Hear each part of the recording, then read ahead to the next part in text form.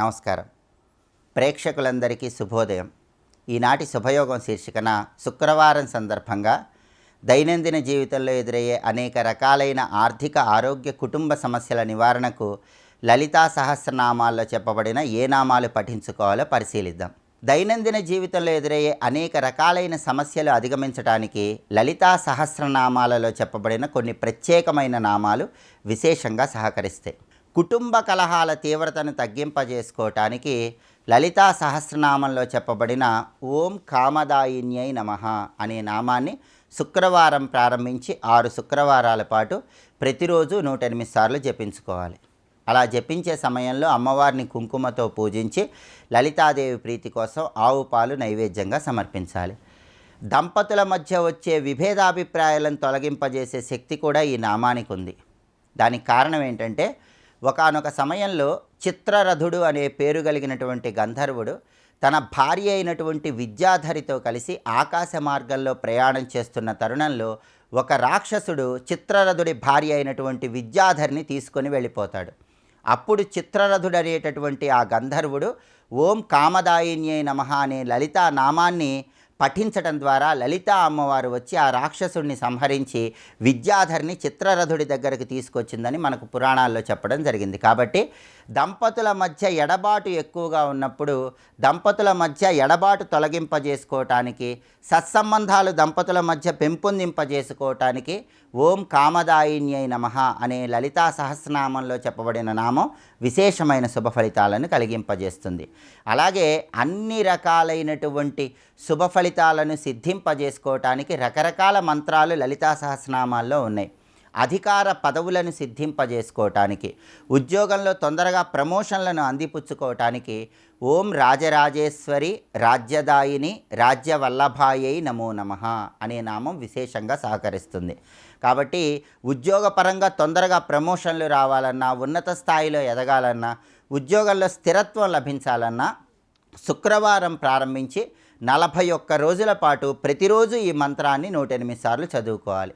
అమ్మవారిని పద్మపుష్పాలతో పూజిస్తే ఉత్తమ ఫలితాలు కలుగుతాయి. పద్మపుష్పాలు అందుబాటులో లేని పక్షంలో మందార పూలతో అమ్మవారిని పూజిస్తూ ఈ నామాన్ని జపించుకోవాలి.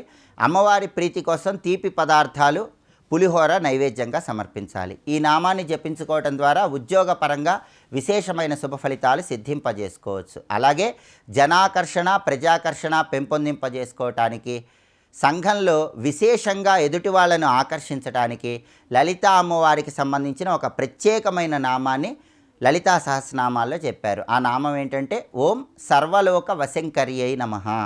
ఈ నామాన్ని ప్రతిరోజు కూడా 108 లేదా 54 లేదా 21 సార్లు జపించుకుంటూ లలితా అమ్మవారికి పటిక బెల్లం నైవేద్యంగా సమర్పించి అందులో కొద్దిగా తేనె కలిపినట్లయితే జనాకర్షణ, ప్రజాకర్షణ పెంపొందింపజేసుకోవచ్చు. మీ రంగంలో అత్యున్నత స్థాయిలో రాణించడానికి ఈ నామజపం విశేషంగా సహకరిస్తుంది. అలాగే వయస్సు పెరుగుతున్నప్పుడు వచ్చే అనారోగ్య సమస్యల తీవ్రతను తగ్గింపజేసుకోవటానికి ఓం వయోవస్థా వివర్జితాయై నమః అనే నామం విశేషంగా సహకరిస్తుంది. ఆధునిక కాలంలో వయస్సు పెరుగుతున్నప్పుడు అనేక రకాలైన అనారోగ్య సమస్యలు ఉత్పన్నమవుతున్నాయి. ఆ అనారోగ్య సమస్యలన్నీ అధిగమించటానికి, ఆరోగ్య ప్రాప్తిని సిద్ధింపజేసుకోవటానికి ఓం వయోవస్థా వివర్జితాయై నమః ఈ నామాన్ని ప్రతిరోజు కూడా 108 లేదా 54 లేదా 21 సార్లు జపించుకుంటూ లలితా అమ్మవారిని సువాసన కలిగిన పుష్పాలతో పూజించటం, అమ్మవారికి బెల్లం నైవేద్యంగా సమర్పించటం లేదా పాయసాన్న నైవేద్యంగా సమర్పించడం ద్వారా లలితా అమ్మవారి అనుగ్రహానికి పాత్రులై సకల శుభాలను సిద్ధింపజేసుకోవచ్చు. ఇలా కలియుగంలో సమస్యను బట్టి లలితా నామాలు జపించుకోవటం ద్వారా లలితా అమ్మవారి అనుగ్రహానికి పాత్రులై సకల శుభాలను సిద్ధింపజేసుకోవచ్చు. రేపటి శుభయోగం శీర్షికన శనివారం సందర్భంగా దశరథ శని స్తోత్రానికి ఉన్నటువంటి ప్రాధాన్యత ఏంటో, దశరథ శని స్తోత్రం చదవటం ద్వారా ఎలాంటి ప్రత్యేకమైన శుభ ఫలితాలు సిద్ధింపజేసుకోవచ్చో పరిశీలిద్దాం. నమస్కారం.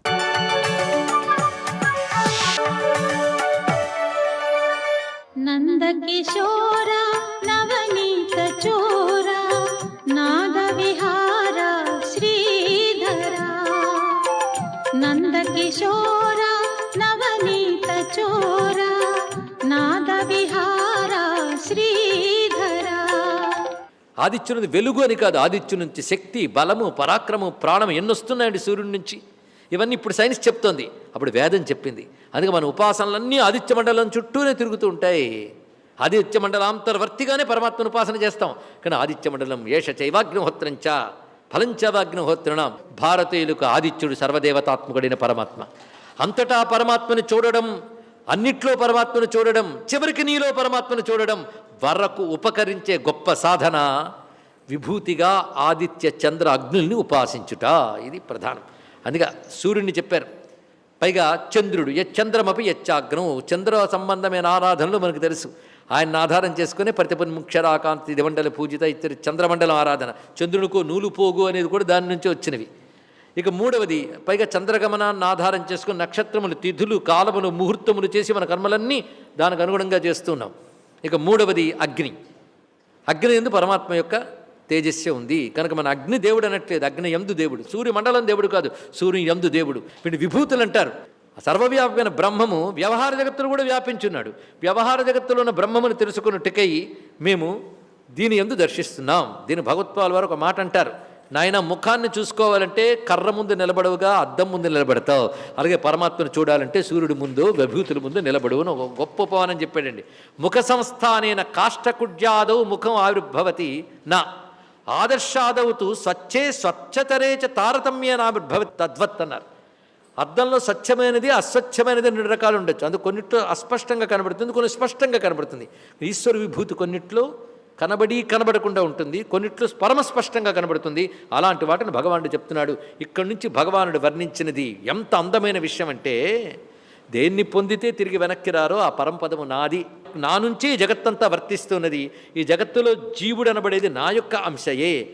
అది నేను ఎలా ఉంటానంటే, ప్రతి వారిలో మనస్సు 6 ఇంద్రియములు అధిష్ఠించి ఉంటే అదంతా తాదాత్మ్యం చెంది జీవులు ఈ శరీరం ఆ శరీరం తిరుగుతారు. వాడిలో ఉన్న నన్ను చూడాలి అంటే వాడు సాధనతో, శుద్ధమైన మనస్సుతో, సంస్కరింపబడిన చిత్తంతో, వివేకంతో సాధన చేస్తే నేను లభిస్తాను.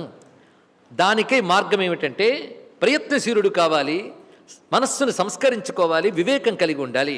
అటువంటి వారు సాధన చేయడం కోసమై సూర్యమండలంలో, చంద్రమండలంలో, అగ్నిమండలంలో ఉన్న నన్ను తెలుసుకోండి విభూతి రూపంగా. ఇక్కడి నుంచి గమనిస్తే ఎందుకు పురుషోత్తమ ప్రాప్తి గొప్పదైందో తెలుస్తుందండి. ఎక్కడ చూసినా ఈశ్వర అనుభూతి పురుషోత్తమ ప్రాప్తి వల్ల వస్తుంది. పురుషోత్తముడు ప్రాప్తి అయిపోయాడు నీకు. క్షేత్రజ్ఞాదుల వల్ల విచారం చేసావు, ఈ అధ్యాయానికి వచ్చిన పురుషోత్తముడు కనబడాలి. ఎలా కనబడుతున్నాడు చూడండి. యదాదిత్యగతం తేజ, అది నా తేజస్సు అనే తెలుసుకో. ఇక్కడ తేజస్సు అనే మాటకు భగవత్పాదులు వారు అంటారు మామకం విద్ధి తత్తేజ. ఆ తేజస్సు నాది అని తెలుసుకో, నాది అని తెలుసుకో. ఎందుకంటే నువ్వు సూర్యుడు తేజస్సు సూర్యుడు అనుకుంటున్నావు, అందుకే నాది అని పరమాత్మ ఇప్పుడు తెచ్చుకోవాలి. ఆయన అన్నాడుగా మమ అని, అది ఒక్కడ తలుచుకుంటే కృష్ణుడు మాట అండి. కృష్ణుడు చెప్పాడు సూర్యుడు యందు నా తేజస్సు అని. పొద్దుట్లే సూర్యుని చూడండి, మా కృష్ణస్వామి తేజస్సు. దీపం వెలిగించండి, మా కృష్ణస్వామి. ఇలా అడుగడుగున కృష్ణానుభూతి పొందడానికి ఆయన మాటలు ఆధారం చేసుకోవాలి. సర్వత్రా పరమాత్మను చూడడం అనేదే సిద్ధి కావాలి. సర్వత్రా చూడడానికి ప్రాక్టీస్ సూర్యమండలంతో ప్రారంభించు, చంద్రమండలంతో ప్రారంభించు, అగ్ని ఎందు ప్రారంభించు. ఇలా వివరిస్తున్నారు. అందుకే మన పూర్ణిమ వచ్చిందని చంద్రుడికి దండం పెడతాం, చంద్రకళలను ఆరాధిస్తాం.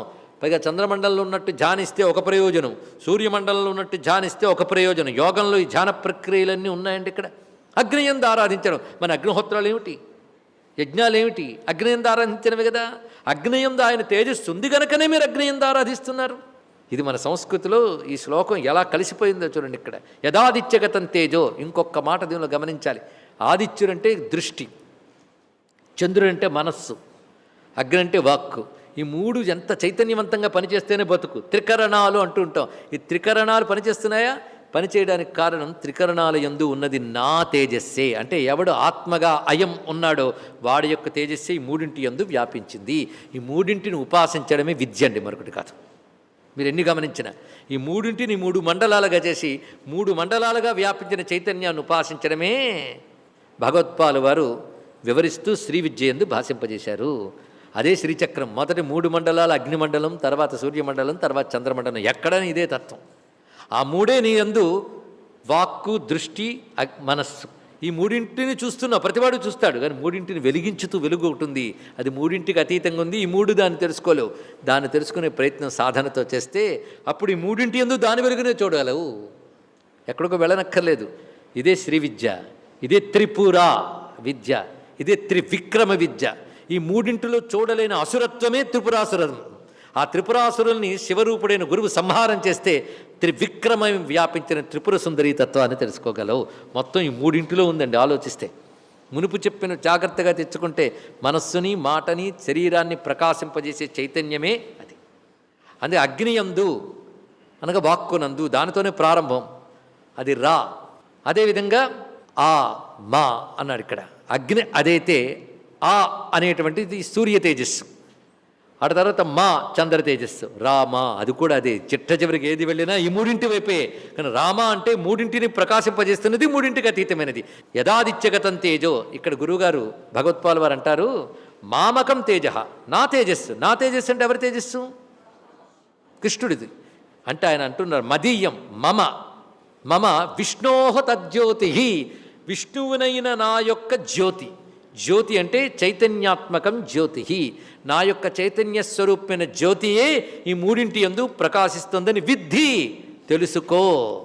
అంటే సూర్యుడు, చంద్రుడు, అగ్ని ఎవరికి తెలియదండి, అందులో నా తేజస్సుందని తెలియదు, అందుకే తెలుసుకో ఇక్కడ.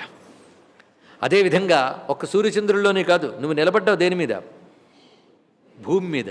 ఆ భూమి అలా ఉండాలంటే ఒక్కసారి భూమి అలా పిడిపిడిలాడితే విడిపోతే ఏమవుతావు నువ్వు? ఒక్కసారి దాన్ని మూడు మారి కక్ష మారి ఎటో వెళ్ళిపోతే ఎవడు పెట్టాడు దాన్ని అలాగా? ఎవడలా పట్టి ఉంచాడు భూమిని? అది చిట్లిపోకుండా, పిట్లిపోకుండా, చెదరిపోకుండా, ఎగిరిపోకుండా దాని కక్ష అందు అది ఉందంటే ఎవడి పట్టు మీద ఉందండి? అరే ఇప్పుడు దీన్ని హోల్డ్ చేసింది ఒక వస్తువు అంటే దాని హోల్డర్ ఏదో చూస్తున్నావు, కూర్చున్నామంటే ఆధారం ఏంటో చూస్తున్నావు. అరే ఈ భూమి మొదలు గ్రహాలన్నీ ఎవడి పట్టు మీద ఉన్నావు ఎప్పుడైనా ఆలోచించావా? ఒక్కసారి ఆలోచించు. స్వస్తి.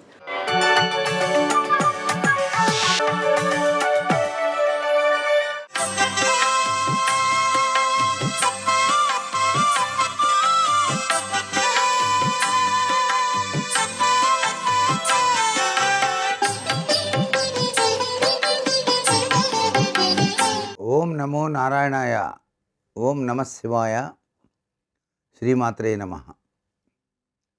శుక్రవారం నాడు ప్రతి ఒక్కరూ కూడా మాఘమాస సందర్భంగా మారేడు వృక్షం దగ్గరికి వెళ్ళి ఆ వృక్షం దగ్గర ముగ్గు వేసి చక్కగా నువ్వుల నూనెతో దీపారాధన ఆచరించి మారేడు చెట్టు చుట్టూతా కనుక 21 ప్రదక్షిణాలు కనుక నిర్వహించినట్లయితే లక్ష్మీప్రదమైనటువంటి ఈ మారేడు దివ్యవంతమైన అనుగ్రహాన్ని మనకు ప్రసాదిస్తుంది. అంటే లక్ష్మీ కటాక్షాన్ని ప్రసాదిస్తుంది అని అర్థం శుక్రవారం. ఎందుచేతనంటే మారేడు వృక్షం అనేటువంటిది కలియుగంలో ఉద్భవించడానికి అసలు సిసలైన కారణం శివానుగ్రహం. శివుడే లక్ష్మీదేవి యొక్క పూజకు సంతసించి కలియుగంలో మారేడు వృక్షమై నీవు ఆవిర్భవించి ఆ మారేడు దళంతో ఎవరైతే నన్ను అర్చిస్తారో వారికి సకల భోగభాగ్యాలు కూడా ప్రసాదించుగాక అని చెప్పేసి ఆయన వరాన్ని ప్రసాదించాడు. అందుచేత ఈ శుక్రవారం నాడు మాఘమాసంలో మారేడు వృక్షం చుట్టూతా కూడా ప్రదక్షిణం ఆచరించి అక్కడ దీపారాధన చేసి ఒక చెంబెడు నీళ్లు పోసి మారేడు వృక్షానికి నమస్కారం చేసుకొని మారేడు దళాన్ని స్వీకరించి ఆ దళం పైన గంధము కొద్దిగా విభూది వేసి శివుని దగ్గర ఆ మారేడు దళాన్ని గనక ఉంచి లక్ష్మీదేవి యొక్క శ్రీ సూక్త పఠనం గనక ఆచరించినట్లయితే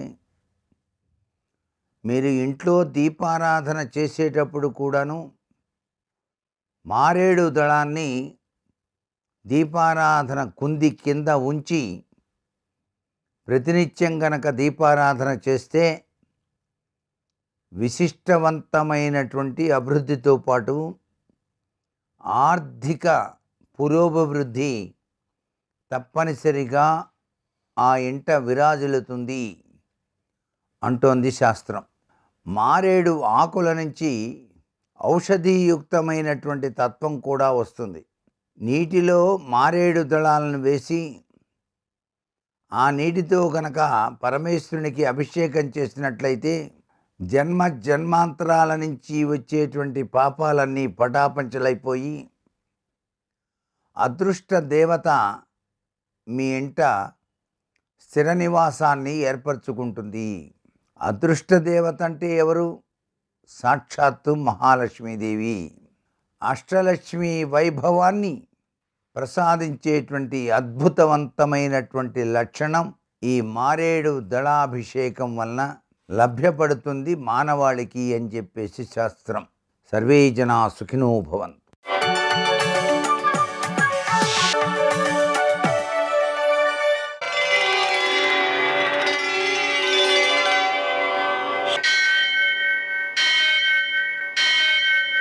సహస్రశీరుషం దేవం విశ్వాక్షం విశ్వశంభువం విశ్వం నారాయణం దేవమక్షరం పరమం పదం విశ్వతః పరమాం నిత్యం విశ్వం నారాయణగుం హరిం విశ్వమేవేదం పురుషస్తద్విశ్వముపజీవతి పతిం విశ్వస్యాత్మేశ్వరం శాశ్వతం శివమచ్యుతం నారాయణం మహాజ్ఞేయం విశ్వాత్మానం పరాయణం.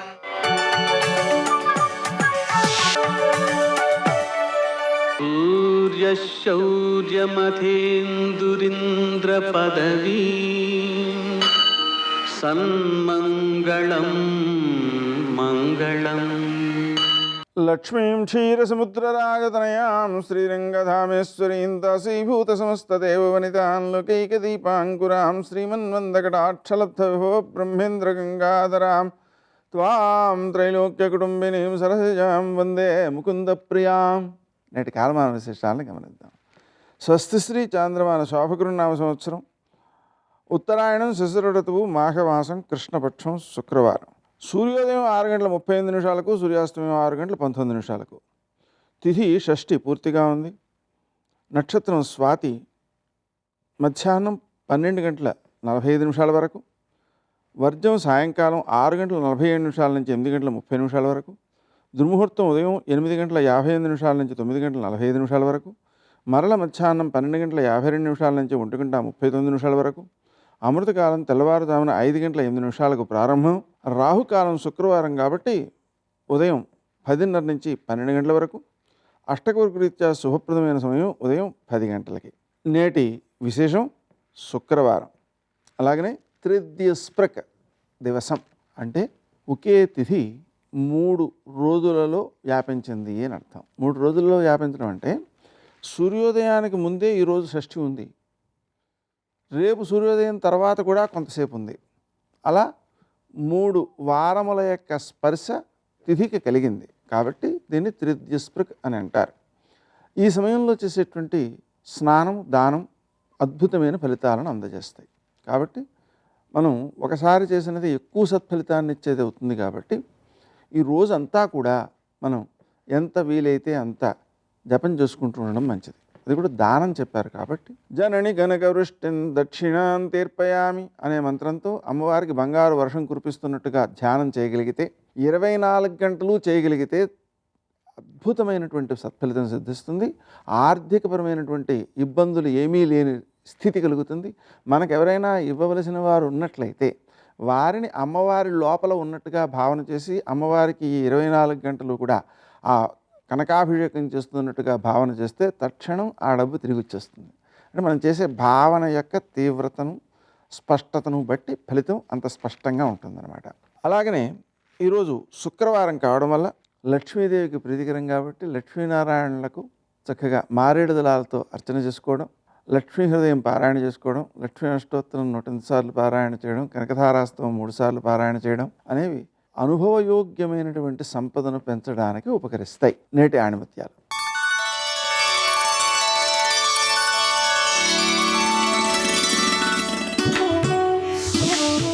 డబ్బు లేకపోవడం కాదు, సద్గుణాలు లేకపోవడమే నిజమైన పేదరికం.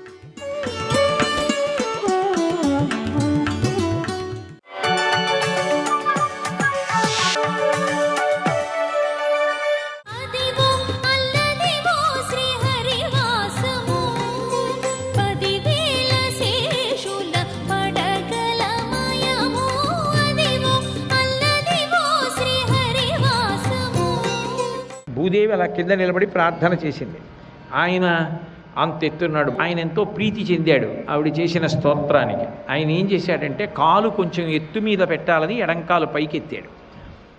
ఆయన కాలు భరించగలిగిన వాడెవరు? వెంటనే ఆదిశేషుడు వచ్చి పడగెత్తి నిలబడ్డాడు. నిలబెడితే ఆదిశేషుడు యొక్క పడగల మీద తన పాదం పెట్టాడు. పెట్టి ఆ భూదేవిని 2 చేతులతో వంగి ఎత్తుకుని ఆ తొడ మీద కూర్చోబెట్టుకున్నాడు. కూర్చోబెట్టుకుంటే ఇలా కాలు ఎత్తి పెట్టి ఇలా కూర్చోబెట్టుకున్నాడు అనుకోండి, కాళ్ళు 2 ఇటువైపుకున్నాయి. ఉంటే ఎంతో ప్రేమతో అప్పుడు ఎడం చేత్తో ఇలా దగ్గరికి తీసుకున్నాడు. దగ్గరకు తీసుకుంటే ముట్టి ఇలా ఉంటుంది కదా, ఆ ముట్టి ఆవిడ చెవి దగ్గర పెట్టి ఆవిడకి ఇంకా మిగిలిన విషయాలు ఎన్నో చెవిలో చెప్పాడు ప్రేమతో. భూదేవి పరవశించిపోయింది. అందుకని ఆ ప్రార్థన అంత గొప్పది అంటారు. భూదేవి ఆ ప్రార్థన చెయ్యగానే ఆయన ఆలింగన సౌఖ్యాన్ని కటాక్షించి అలాగే తన తొడ మీద కూర్చోబెట్టుకున్నాడు. ఇప్పటికీ తిరుమలలో ఆదివరాహస్వామి మూర్తిని చూస్తే అబ్బా ఏమందంగా ఉంటుందో, చిన్న మూర్తి ఇలా గుండెల మీద అడ్డంగా అమ్మవారు పడుకుని ఉంటే ఆ ముట్టి ఆవిడ చెవిలోకున్నట్టుగా ఉంటుంది. కాంచీపురంలో విష్ణుకంచిలో కళ్యాణ మంటపం ఉంది. విష్ణుకంచి కళ్యాణ మంటపంలో స్తంభాలు ఉన్నాయి. ఆ స్తంభాల్లో ఒక స్తంభం మీద భూవరాహమూర్తి, ఇప్పుడు నేను చెప్పిన స్వామి, ఆయన ఆదిశేషుడి మీద కాలు పెట్టినటువంటి మూర్తి పరిపూర్ణంగా చెక్కబడి ఉంటుంది విష్ణుకంచిలో. అది పాదాల దగ్గర నుంచి తల వరకు చూడొచ్చు. ముట్టి కూడా స్పష్టంగా కనపడుతూ ఆయన పెట్టుకున్నటువంటి ఆ ఊర్ధ్వపుండ్రాలు అవి స్పష్టంగా కనపడతాయి. ఆఖరికి ఆ ముట్టి మీద మడతలు కూడా కనపడుతూ ఉంటాయి. ఎంత అందమైన మూర్తో! కాంచీపురంలో విష్ణుకంచిలో కళ్యాణ మంటపంలో స్తంభం మీద చెక్కబడి ఉన్నటువంటి భూవరాహమూర్తి యొక్క ప్రతిబింబ స్వరూపాన్ని మనం ఆదివరాహస్వామి దేవాలయంలో వాయుప్రతిష్టగా పెట్టుకోవడం జరిగింది. కాబట్టి అంత గొప్ప విశేషం జరిగినటువంటి ప్రదేశం వెంకటాచలం. అందుకే ప్రథమం దర్శనం చాస్యాత్, మొదటి దర్శనం ఆదివరాహమూర్తిని చేయకుండా వెంకటేశ్వర దర్శనం చెయ్యరు. వెంకటేశ్వరావతారం మనుష్యులకు ఎన్నిటినో తన నడవడి ద్వారా నేర్పి. ఎందుకని అంటే ఆయన కృష్ణావతారానికి కొనసాగింపు, అది పరిపూర్ణావతారం అని మీతో అనేక పర్యాయములు నేను మనవి చేసి ఉన్నాను. అందుకే అన్ని అవతారాలు అందులోకి వెళ్ళిపోతాయని వేదోద్ధారణ మందరాభరణ పృథ్వీధర్మ నిర్మాణ ప్రహ్లాదత్రాణ బలిప్రతారణ నృపాహంకార నిర్వాపణ వైదేహీరమణ ధనంజయ జయ వ్యాపార పారీణ క్షోణీ దివ్యత్కరుణ తమోహరణ తండ్రి వెంకటేశ ప్రభో అంటారు. అన్ని అవతారములు అందులోకే వెళ్ళిపోతాయి. అందుకే ఇందరికీ అభయం మిలిచ్చు చేయి కందువకు మంచి బంగారు చేయి అంటూ అన్నమాచార్యుల వారు ఆయన చేతిని అడ్డుపెట్టి దశావతారాలు చూపిస్తారు. కాబట్టి శ్రీ వెంకటేశ్వరావతారం కృష్ణావతారానికి కొనసాగింపు పరిపూర్ణావతారంగా ఆ తత్వంలో. అందుకే ఆ అవతారంలో ఒక మాట నిలబెట్టుకోవడం అన్నది ఎంత కష్టమో ఆయన నిరూపించి చూపించాడు. మాట ఇవ్వడం అనేటటువంటిది ఇతర ప్రాణులకు అన్వయం అవదు. మాట ఇవ్వడం అనేటటువంటిది ఒక్క మనుష్య ప్రాణికే అన్వయం. ఏదైనా పని చేస్తాను అంటే చెప్పినంత తేలిక కాదు, చెయ్యడానికి ధృతి ఉండాలి, పట్టుదల ఉండాలి, ఎంతో కష్టపడాలి. ఎన్ని ప్రతిబంధకాలు వచ్చినా అధిగమించగలిగినటువంటి ఆత్మస్థైర్యం ఉండాలి. ఉంటే తప్ప సాధించడం చేత కాదు. అందుకే వెంకటేశ్వరావతారం రావడానికి ప్రధాన కారణాల్లో ఒక కారణం యశోదాదేవికి కృష్ణ పరమాత్మగా తానిచ్చినటువంటి మాట. ద్వాపరయుగంలో ఆయన కృష్ణ పరమాత్మగా ఉన్నప్పుడు యశోద ఆయనని ఒక మాట అడిగింది. మనస్సీదతి మే కృష్ణ తవ కళ్యాణ వీక్షణి దర్శయస్వ రమానాథ జగదానందకారక అని అడిగింది భవిష్యోత్తర పురాణం. జగదానందకారక, జగత్తునంతటినీ ఆనందపరచగలిగినటువంటి ఓ కృష్ణ, నేను నిన్ను ఇంత కష్టపడి పెంచి పెద్ద చేశాను. కన్నది దేవకీదేవి, పెంచినది యశోదాదేవి. అసలు భాగవతం చెప్తున్నప్పుడు పరీక్షిత్ మాట్లాడటం అంత ఆనందంగా వింటుంటాడు. అందులో చెప్తున్నవాడు శుభబ్రహ్మ. కానీ మధ్యలో ఒక చోట అసలు ఆనందం ఆపుకోలేకపోయాడు. ఆపుకోలేక ఓసారి ఆగండి, నేను విషయం అడగాలన్నాడు. ఏమిటన్నాడు శుకబ్రహ్మ. అసలు జగదీశ్వరునకు చన్నిచ్చు తల్లిగా ఏమి నోమునో చెయ్యి యశోద, పుత్రుడంటూ అతని పోషించు తండ్రిగా నందుడేమి చేసే నందితాత్మ అన్నాడు. అసలు అదేమిటండి, లోకాలన్నీ పోషించే పరమాత్మ పరిపూర్ణ అవతారం మా అబ్బాయి అని చెప్పేసి చన్నిచ్చి పోషించడమా? అందరికీ అన్నం పెట్టే స్వామికి ఆవిడ పాలిచ్చి పెంచి పెద్ద చేసింది, ఆ ఒళ్ళో పడుకోబెట్టుకుని ఆయన నిద్రపుచ్చడమా, ఉయ్యాల్లో పెట్టడమా? జోజో కమలదళిక్షణ జోజో మృగరాజ మధ్య జోజో కృష్ణ జోజో పల్లవకరపద జోజో పూర్ణేందు వదన జోజో యనచం ఆయనని ఊపడమా? ఏమిటి ఆవిడ చేసిన అదృష్టం? అసలు లోకాలన్నింటినీ ఇలా వేలు చూపించి భయపెట్టగలిగిన పరమాత్మని ఎక్కడికి వెళ్ళారు ఇప్పటిదాకా అని నందుడు ఇలా అండమా? ఏమిటి వాళ్ళిద్దరూ చేసుకున్న భాగ్యం ముందు నాకు చెప్పండి అన్నాడు పరీక్షిత్. సర్వం శ్రీ ఉమామహేశ్వర పరబ్రహ్మార్పణమస్తు. స్వస్తి.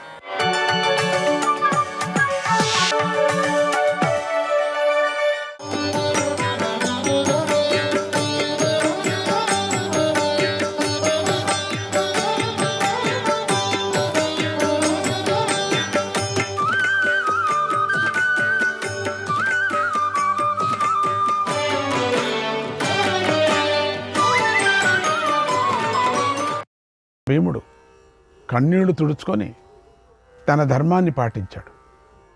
కర్ణుడు చూస్తూ ఉండగానే భీకరంగా సింహనాదం చేశాడు. ఆ శబ్దంతో భీముడు తాను విజయం సాధించానని ధర్మరాజుకు సూచించాడు. ధర్మరాజు ఆ సూచనను గ్రహించి ఎంతో సంతోషించాడు. యుద్ధ వాద్యాలను మ్రోగింపజేసి తన సంతోషాన్ని భీముడికి తెలిపాడు. ఓ రాజా, వికర్ణుడు చనిపోయాడు, చిత్రసేనుడు చనిపోయాడు, అలాగే నీ కొడుకులలో గొప్పవారు కూడా చనిపోయారు, ఇతర మహారథులు చనిపోయారు. తన కంటికి కనిపించిన నీ కొడుకులను అందరినీ భీముడు చంపేశాడు. యుద్ధభూమిలో భీమసేన కర్ణుడుల ధనస్సుల నుండి వేల కొద్ది బాణాలు ప్రయోగించబడ్డాయి. ఆ బాణాలతో సేనానంతా నాశనమైపోయింది. దానిని నీకోసమని కంటితో చూశాను చెప్పాలి కదా నీకు. నేను చూడలేకపోతున్నా, జాగ్రత్తగా చెప్తున్నాను అన్నాడు సంజయుడు. శ్రీకృష్ణాయ పరమాత్మనే నమః. 138, 139, 140, 141 అధ్యాయాలు ఇవన్నీ కలిశాయి దీంట్లో. సంజయుడు ఇలా చెప్పాడు. ఓ మహారాజా, కర్ణ భీములు పరాక్రమవంతులు, మహాబలవంతులు. కర్ణుడు 3 బాణాలను ప్రయోగించి భీముడి గాయపరిచాడు. మళ్ళీ అనేక విధాలుగా విచిత్రమైన బాణాలు ప్రయోగించాడు. కర్ణుడు అలా తీవ్రంగా దెబ్బకొట్టిన భీముడు చలించని కొండలాగా నిలబడ్డాడు. ఏమాత్రమూ బాధపడలేదు. కర్ణుడిపైకి విజృంభించాడు. కర్ణుడు చుట్టూ చూశాడు, ఇంకెవరైనా పిల్లలు ఉన్నారా అని. ధృతరాష్ట్రు పిల్లలు ఉన్నారా? దుర్యోధనుడి తమ్ముళ్ళు ఉన్నారా? నా పిల్లలు ఉన్నారా? ఎక్కడైనా ఉన్నారా నా తమ్ముళ్ళు అని చూశాడు. నూనెతో కడగబడినది, తీక్షణంగా మెరుస్తున్నది అయిన కర్ణితో చిల్లులు గల బాణాలతో కర్ణుడి చెవిపై గాయం చేశాడు.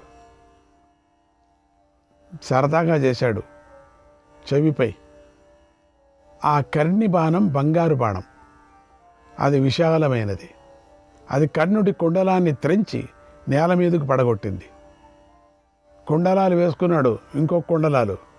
భీముడు పిడికిలి బిగించి వజ్ర సమానమైనది, భయంకరమైనదైన ఒక్క గుద్దుతో కర్ణుడిని చంపాలని అనుకున్నాడు. అంతలో అర్జునుడు చేసిన ప్రతిజ్ఞను భీముడు గుర్తు చేసుకున్నాడు. ఆయన ప్రతిజ్ఞ చేశాడు కదా, అర్జునుడి ప్రతిజ్ఞకు అవకాశం ఇచ్చాడు. నేను చంపుతాను కర్ణుడి అన్నాడు కదా. ఎంతమంది అవకాశం దొరికినప్పటికీ కూడా చంపకుండా మళ్ళీ చంపుతా అన్నాడు. సరేలే వదిలేస్తున్నాం. అందుకని తనకు కర్ణుడిని చంపే అవకాశం లభించినా భీముడు చంపలేదు. యోధుడిని చంపడానికి అవకాశం వచ్చినా కూడా దుశ్శాసుడిని కానీ అందరినీ వదిలేశాడు. ఇప్పుడు తర్వాత అని. అది గదాయుద్ధంలో చంపాలి కదా. అందుకని కర్ణుడిని వదిలి అర్జునుడి వైపు వెళ్ళాడు. ఇంతలో అలంబుషుడు సాత్యకిని ఎదిరించాడు. వారి మధ్య ఘోర యుద్ధం జరిగింది. తర్వాత సాత్యకి ప్రళయకాలం వంటి ఒక భల్లాతో అలంబుషుడి తలను ఖండించాడు. అది నిండు చంద్రుని వంటి కాంతితో ప్రకాశిస్తుంది, కుండలాలతో వెలిగిపోతుంది. అది నేలపై పడిపోయింది. సాత్యకి వేగంగా అర్జునుడి దగ్గరికి వెళ్ళాడు. అప్పుడు కృష్ణుడు సాత్యకి వస్తున్న విషయం అర్జునుడికి చెప్పాడు. అప్పుడు అర్జునుడు ఎంతో ఆనందించి కృష్ణుడితో ఇలా అన్నాడు, ఓ మహాబాహు కేశవ, సాత్యకి నా దగ్గరకు రావటం నాకు నచ్చలేదు, నాకు ఇష్టంగా లేదు.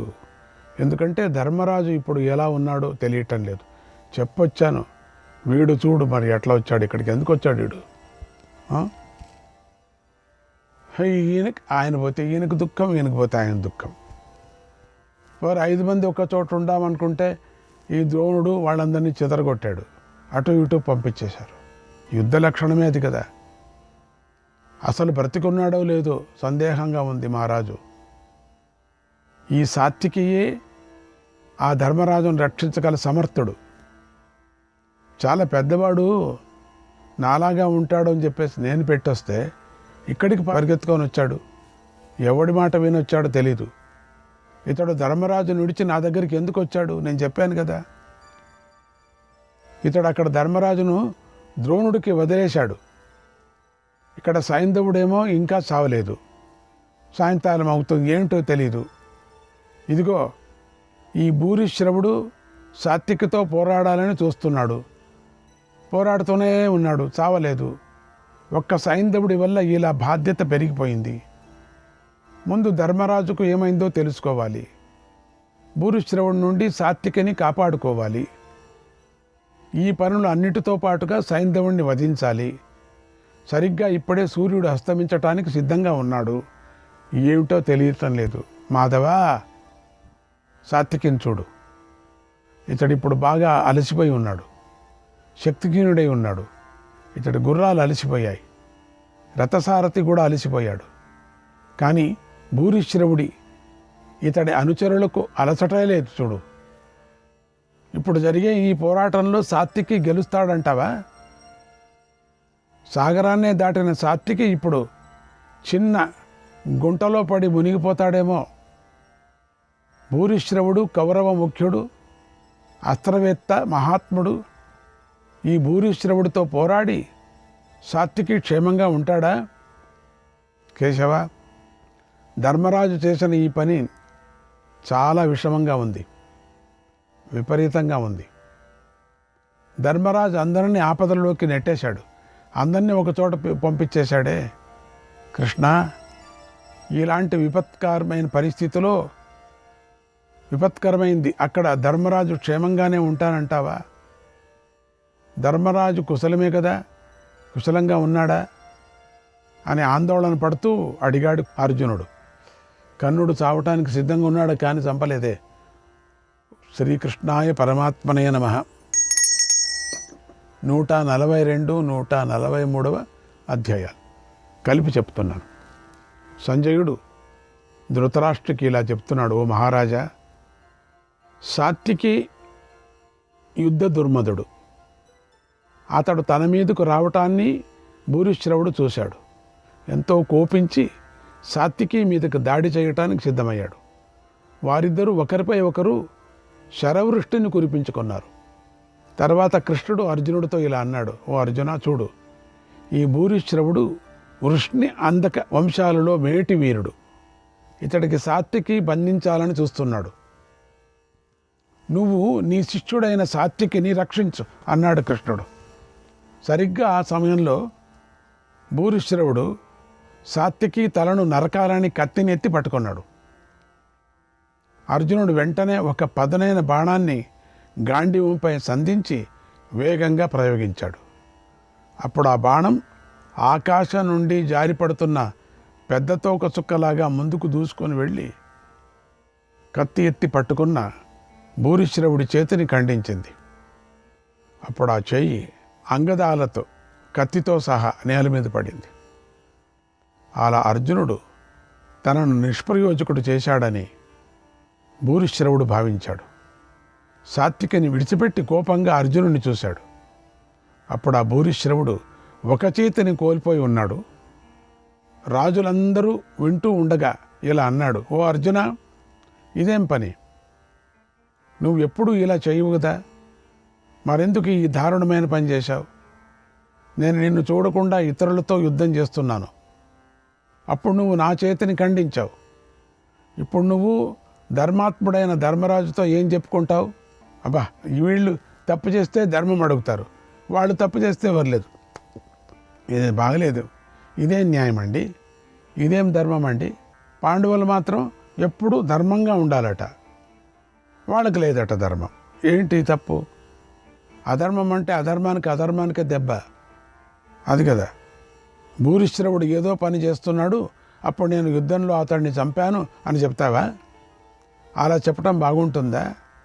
అలాంటి అస్త్రవిద్య నీకు ఏ మహాత్ముడు ఉపదేశించాడు? ఇలా యుద్ధం చేయమని నీకు ఇంద్రుడు చెప్పాడా? రుద్రుడు చెప్పాడా? లేదా గురువైన ద్రోణాచార్యుడు చెప్పాడా? కృపాచార్యుడు చెప్పాడా? నువ్వు లోకంలో అందరికన్నా అస్త్రవిద్యలో మిన్నగా ఉన్నావు కదా, అస్త్రవిద్య బాగా తెలిసినవాడు కదా. అలాంటి నీతో నేను ముఖాముఖిగా యుద్ధం చేయలేదు కదా, మరి నన్ను ఇలా దొంగచాటుగా ఎందుకు దెబ్బ కొట్టావు? అభిమానం అంటే అభిమన్యుణ్ణి వీళ్ళు చంపేటప్పుడు దొంగచాటు కదా. అభిమానవంతులు ఎవరు సావధానంగా లేని వాడిని, భయపడిన వాడిని, రథహీనుడిని, శరణు కోరిన వాడిని, దుఃఖంలో ఉన్నవాడిని దెబ్బతీయరు. అదే కదా అక్కడ అభిమన్యుడు పాపం రథం లేదు, ఆయుధం లేదు, అందరినీ కరుణాదృష్టి చూశాడు, ఎవరు రక్షించలేదు, దెబ్బ కొట్టారు కదా. అది బాగుందే? కనుక నువ్వు చేసింది నీచులు చేసే పని. అవును, మీరు చేసేది దుర్మార్గులు చేసే పని, దుష్టులు చేసే పని. అటువంటి దుష్కర పాపకర్మను నువ్వెలా చేయగలవు? లోకంలో ఇది మరీ చెడ్డ పని అవుతుంది. నువ్వు అలాంటి చెడ్డ పనే చేశావు. యేషు యేషు నర వ్యాఘ్ర, యేషు యేషు నర వ్యాఘ్ర, యత్ర యత్ర చ వర్తతే, యత్ర యత్ర చ వర్తతే, ఆశుతశీలతామేతి, ఆశుతశీలతామేతి, తదిదం త్వయి దృశ్యతే, తదిదం త్వయి దృశ్యతే. ఓ నరోత్తమ, మనుష్యుడు ఎక్కడ ఎవరి మధ్య ఉంటాడో అతడు ఆ శీలాన్ని వెంటనే అలవరుచుకుంటాడు. ఇప్పుడు నీలో అలాంటి స్థితియే కనిపిస్తుంది. నువ్వు రాజవంశంలో పుట్టావు, విశేషించి కురువంశంలో పుట్టావు, మంచి నడవడిక, మంచి వ్రతశీలము కలిగి ఉన్నావు. అయితే ఏం ప్రయోజనం? నువ్వు క్షత్రియ ధర్మాన్ని తప్పావు. ఈ సాత్వికీ కోసం నువ్వు చేసిన ఈ చెడు పని నిశ్చయంగా శ్రీకృష్ణుడి కోరిక అయి ఉంటుంది. కృష్ణుడు నిన్ను ప్రేరేపించి ఉంటాడు, లేకపోతే నువ్వు ఎంత నీచంగా ఆలోచించావు అని ఇష్టం వచ్చినట్టు తిడుతున్నాడండి. ఇతరులతో యుద్ధం చేస్తూ అజాగ్రత్తగా ఉన్నవాడిని, సిద్ధంగా లేనివాడిని ఇలా ఇబ్బంది పెట్టడం శ్రీకృష్ణుడికి మిత్రుడైన నీకే చెల్లింది. ఓ అర్జున, వృష్ణి అందక వంశీయులు సంస్కారహీనులు, క్రూర కర్మలు చేస్తారు, స్వభావంతోనే నిందించదగినవారు. అలాంటి వారిని నువ్వు ఎలా ప్రమాణంగా స్వీకరించావు అని భూరిశ్రవుడు ఎన్నో కారణాలు చూపించాడు. రాజులందరి సమక్షంలోనూ ప్రశ్నల వర్షం కురిపిస్తూ రణభూమిలో అర్జునుడు నిలదీశాడు. అప్పుడు అర్జునుడు ఈ ఘాటైనటువంటి మాటలు విని అంతకన్నా ఘాటైన సమాధాన్ని ఇలా చెప్పాడు. వ్యక్తం హి జీర్యమాణోపి బుద్ధిం జరయతే నరః. ఓ భూరిశ్రవ, మనిషి ముసలివాడైతే బుద్ధి కూడా మందగిస్తుంది. ఆ మాట నిజం. నీ మాటలకు ప్రయోజనం లేదు, ముసలాడు నువ్వు. శ్రీకృష్ణుడి గురించి, నా గురించి నీకు బాగా తెలుసు. మేము ఎలాంటి వారమో, ఏ సందర్భంలో ఎలా ప్రవర్తిస్తామో నీకు తెలుసు. అయినా తెలిసి ఎందుకు నిందిస్తున్నావు? నాకు యుద్ధ ధర్మాలు తెలుసు, సకల శాస్త్రాల సారము తెలుసు, శస్త్రాలు తెలుసు. నేను ఎప్పుడూ అధర్మాన్ని చేయను, నీకు తెలుసు. ఆ విషయం నీకు తెలిసి కూడా మోకానికి లోనయ్యావో విపరీతంగా మాట్లాడుతున్నావు. క్షత్రియులు యుద్ధంలో తమ తమ సోదరులు, పితరులు, పుత్రులు, సంబంధంలో మరియు బంధువులతోనూ పోరాడతారు కదా. సమానమైన వయస్సు గల సహచరులతోనూ మిత్రులతోనూ కలిసి శత్రువులతో పోరాడతారు. అందరూ ప్రధాన వీరుడు బాహుబలాన్ని ఆశ్రయించి ఉంటారు. అలాగే సాత్వికి నా శిష్యుడు, నన్ను ఆశ్రయించున్నాడు. ఇతడు నాకు మేలు కలిగించే బంధువు. మా కోసం విలువైన తన ప్రాణాల మీద మోహాన్ని విడిచిపెట్టి పోరాడుతున్నాడు. ఓ రాజా, ఇతడు యుద్ధ దుర్మధుడు. ఇతడు నాకు కుడి భుజం వంటివాడు. అలాంటి ఇతడు శత్రువులకు వశుడై కష్టపడుతుంటే నేను ఎలా చూస్తూ ఊరుకోను? పైగా నా శిష్యుడు. నువ్వు ఇతడిని ఈడ్చటాన్ని నేను చూశాను. యుద్ధానికి ఈడ్చావు. అప్పుడు ఇతడు చేతకాని వాడు కావటాన్ని కూడా నేను చూశాను. ఆయాసపడ్డాడు, మొదలే ఆయాసపడ్డాడు పాపం. ఓ రాజా, యుద్ధానికి వెళ్ళిన రాజు కేవలం తనను రక్షించుకుంటే చాలదు. తన పనులతో ఆసక్తులైన తన పనులను చేస్తూ ఉన్నవారిని కూడా అందరినీ రక్షించుకోవాలి. నా చుట్టూ ఉండేవాళ్ళని నేను రక్షించుకోవాలి. మహాసంగ్రామంలో అలాంటి వారిచే రాజు రక్షించబడుతూ తనను తాను కూడా రక్షించుకోవాలి. మహాయుద్ధంలో నేను రక్షించకపోవటం వల్ల సాత్వికి చంపబడితే అతడి వియోగం వల్ల నాకు పాపం వస్తుంది. కాబట్టి నేను అతన్ని రక్షించాను. కనుక నాపై ఎందుకు కోపిస్తున్నావు? ఎందుకు నిష్ఠూరంగా మాట్లాడుతున్నావు? ఓ రాజా, నువ్వు మరొక మాట మాట్లాడు. ఇతరులతో మరొక మాట మాట్లాడావు. ఏమిటేంటో, ఇతరులతో యుద్ధం చేస్తున్నప్పుడు నన్ను నువ్వు మోసంతో వంచావు అని నన్ను నువ్వు నిందించావు. ఈ మాటనే నా బుద్ధి తీవ్రంగా ఆలోచిస్తుంది. నువ్వు స్వయంగా కవచాన్ని ధరించావు, రథాన్ని ఎక్కావు, అల్లెత్రాటిని లాగుతున్నావు, చాలామంది శత్రువులతో యుద్ధం చేస్తున్నావు. నీ సైన్య సాగరం అద్భుతంగా ఉంది. రథాలతోనూ ఏనుగులతోనూ నిండి ఉంది.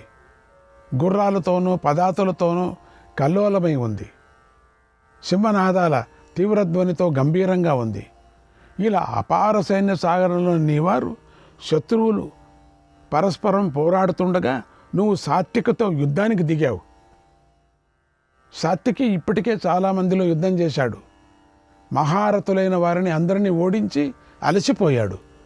అతడి గుర్రాలు కూడా అలసిపోయాయి. అతడు శస్త్రాల దెబ్బలను తిని యుద్ధం చేయాలనేటువంటి మనస్సు లేకోకుండా ఉన్నాడు. సాత్వికి యుద్ధం చేయాలనే ఆలోచనే లేదు. అలాంటి సమయంలో నువ్వు సాత్వికితో యుద్ధం చేశావు. యుద్ధంలో గెలిచావు. బాగా అలసిన వాడిని ఓడించి పరాక్రమంతో గెలిచానని అనుకున్నావు. లొంగ తీసుకున్నానని భావించి గొప్పవాడివని అనుకున్నావు. కత్తితో సాత్వికి తలను నరకాలని అనుకున్నావు. వీరుడైన సాత్వికి అలాంటి కష్టంలో ఉండి ఎవడు చూస్తూ ఊరుకుంటాడు? పక్కలో ఉండి ఊరుకోడు కదా. కనుక ఓ వీరా, నిన్ను నువ్వే నిందించుకో. నిన్ను నువ్వే ఆత్మరక్షణ చేసుకోలేకపోయావు. ఇక నిన్ను ఆశ్రయించిన వారిని నువ్వెలా రక్షిస్తావు? చుట్టూ చూడాలయ్యా యుద్ధం చేసేటప్పుడు. ఇందాకే చెప్పావు కదా, వీరుడనేవాడు తన వారిని కాపాడుకోవాలి. మరి నిన్ను నువ్వు కాపాడుకోలేని నువ్వేం వీరుడవయ్యా, నువ్వేం శూరుడువు అని ఘాటుగా సమాధానం చెప్పాడు. అర్జునుడు అలా మాట్లాడగానే మహాయశస్వి భూరిశ్రవుడికి సత్యం తెలిసింది, ధర్మం తెలిసింది. వెంటనే సాత్వికని విడిచిపెట్టి రణభూమిలో ప్రాయోపవేశం చేశాడు. అక్కడే అగ్ని ఉంటుంది కదా, దాంట్లో ఎగిరిపోయాడు. నిజంగా అతడు పుణ్యాత్ముడు. ఎన్నో యజ్ఞాలు చేశాడు ఆ భూరిశ్రవుడు. ఈ ఎడమ చేతితో బాణాలు పరుచుకొని బ్రహ్మలోకాన్ని చేరాలని అనుకున్నాడు. ప్రాణాలతో ప్రాణాలు హోమం చేశాడు. కళ్ళకు సూర్యుడిలోనూ ప్రసన్న హృదయాన్ని నీటిలో సమాహితం చేశాడు. మహోపనిషత్తు బోధించిన పరబ్రహ్మను ధ్యానించాడు. యోగాన్ని అవలంబించి ముని అయ్యాడు. తర్వాత సత్యం తెలియని కొందరు మూర్ఖులైన జనం కృష్ణార్జునులను నిందించారు. భూరిశ్రవుణ్ణి మెచ్చుకొన్నారు. అప్పుడు కృష్ణార్జునులు నిందిస్తున్న వారి మాటలను విని ఎలాంటి అప్రియమైన మాటలు మాట్లాడలేదు. అటు సత్యం తెలిసిన భూరిశ్రవుడు కూడా తనను మెచ్చుకుంటున్నందుకు ఆనందించలేదు. శ్రీకృష్ణాయ పరమాత్మనే నమః.